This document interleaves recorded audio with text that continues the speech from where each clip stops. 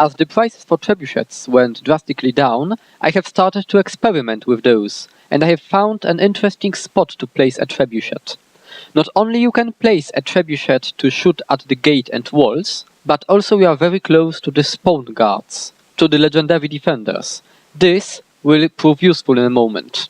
Now, the daytime clip is not positioned close enough to legendary defenders. It could be much closer to them. Anyway, although I wanted to take this tower using the trebuchet, what I really wanted to do is to lure some enemies towards us, so we have something to fight against.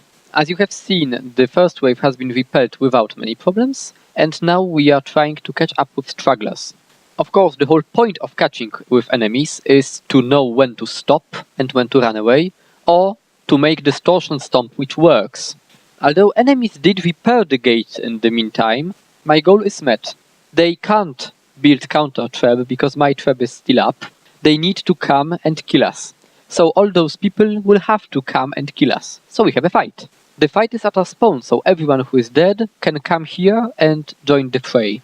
On top of that, we are outmanned. It's a perfect situation. They need to come here to kill the trebuchet. We can't lose anything and we can simply fight them. Quite a lot of red here, to be honest, but we can do it. Gw2 is a very mobile game. It's an action game which masks as MMO. It's a game about positioning. And right now, there's a safe place for us under fire of legendary defenders, while our enemies can get lost trying to fight us, trying to run around, and our goal was to lure them onto our position. See the legendary defenders fire? Sure, a trebuchet has been destroyed. It doesn't matter, I can rebuild it, I've got 200 more. Point being, they have a devil's dilemma, to be honest. Either attack the trebuchet from the range, or risk being farmed by legendary defenders, using our pools and stuff. As trebuchets are cheaper than rams or catapults lately, expect to see more of them in the future, while I'm trying to incorporate them into my tactics. This clip ends here. For your information, I didn't get that under-leveled ranger which killed me last time. It's very hard to catch an engineer, especially if the engineer doesn't want to be caught. With Alaric, we wanted to see if trebuchet build here can actually hit anything when 3 players from Underworld came to us.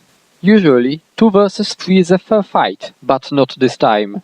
I mean, look at this engineer. He drops conditions very fast, we can't really outdamage him, he has powerful shield of buffs, he runs very fast, and it's hard to strip him. Okay, if he was a bad player, it wouldn't help him, but he can use the terrain effectively and leaves bombs behind. And although this engineer is a prime example of my problems in World vs. World, here you've got a warrior. Although he doesn't have regeneration buff, I can't really outdamage him. This is why he had to change targets, but to be honest, during this fight, we couldn't scratch any of our opponents. What is worse, they were more numerous than we were. This is not a reason to be downed, of course. This just requires some tactics change. And this is a reason why I will never stop using open field siege in Guild Wars 2. Without open field siege, with Eltor, we have some problems here. We are not configured to fight larger forces of soldier armored cooperating players. If we were, we wouldn't be efficient in normal scenarios. As a side effect, when I make a mistake, I'm downed. When they make a mistake, they lose some hit points which they regenerate quickly. They might not hit very hard individually, but they deal high sustained damage. In short, they can out-heal us, we can't out-heal them. At this stage it was fairly apparent that we can't win using normal means, so we had to do something sneaky, something tactical. The weapon used to destroy heavy armored enemies is a Ballista, but the problem is in camp there is no Ballista build. Fortunately, I've got build mastery, so it was enough to come hidden to the camp, build one and use it. At least in theory. Build mastery is completely a roamer's tool, especially combined with supply mastery. Please notice how fast I built that particular Ballista over here. This is a game changer, especially if you try to put one up in the open field. If you've got a team with build mastery, this gets interesting. If you build one from mass invisibility, they don't even know what happens. I got knockbacked, so I come here invisible. This is important. After some playing, most people remember the timings. I don't watch animations of enemies when I am being stomped. I remember how much time do I have before stomp takes place. This applies to knockbacks too. When I come invisible to the Ballista, after breaking the stun, enemies may have their internal timers wrong. What is important? I am not staying at Ballista. Ballista was used to fire one spread shot and it is enough right now. I am not in full soldier gear. If I stay in one place, I am dead.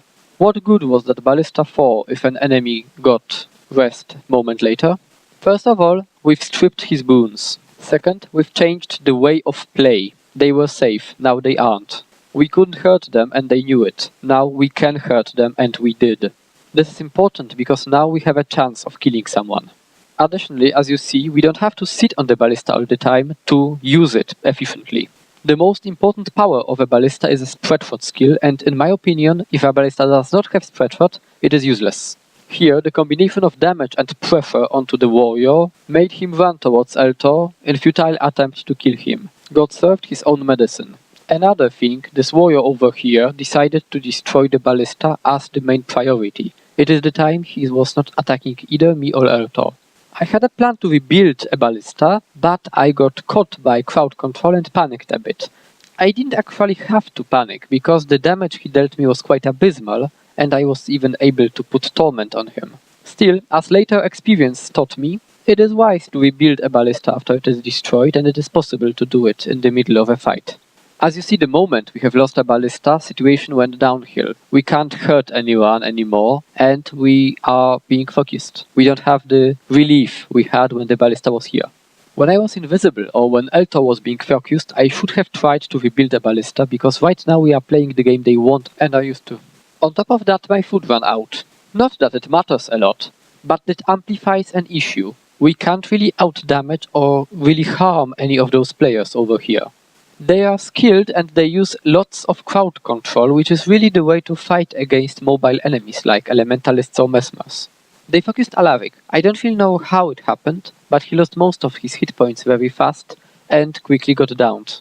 At this point, with no mass invisibility, this is game over for us. With this amount of crowd control, I can't really resurrect him in time before he will get stomped. Although Vale is next to our spawn, he won't manage to get here in time before I get stomped as well. To summarize, build mastery, supply mastery, ballistae, those are tools of a roamer, as much as guard killer or guard defender. I would even say they are more important than guard killer or defender. You gain flexibility you wouldn't have without those siege.